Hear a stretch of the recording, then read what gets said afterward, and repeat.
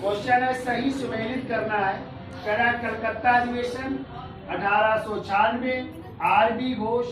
ये कह रहा है सूरत अधिवेशन 1907, रहमतुल्लाह सयानी।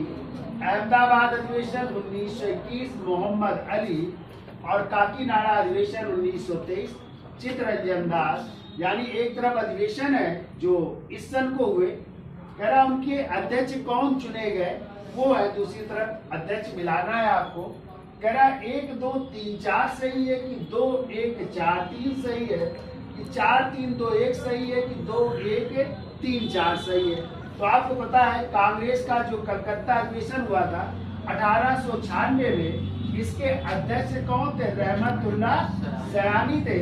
और इसी कांग्रेस के कलकत्ता अधिवेशन में पहली बार गाया गया था राष्ट्रगीत वंदे मातरम, जो बंकिम चंद्र चटर्जी की पुस्तक आनंद घर से लिया गया था।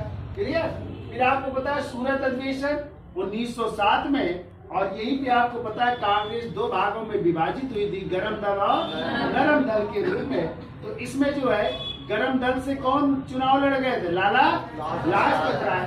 जबकि नरम दल से लड़े थे रास बिहारी घोष, और यही अध्यक्ष चुने गए थे।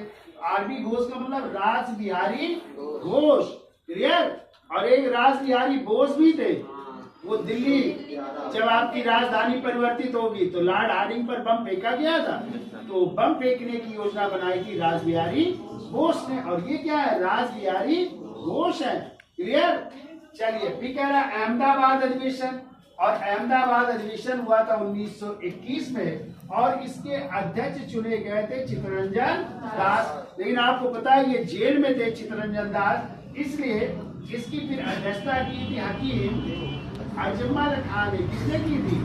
हकीम अजमल खान ने की थी। और इनका अध्यक्षीय भाषण पढ़ा था किसने? सरोजनी नायडू ने पढ़ा था। किसका? सीआर दास का अध्यक्षीय भाषण। फिर जब 1922 में गया अधिवेशन हुआ तो उसके अध्यक्ष बने थे फिर सीआर दास।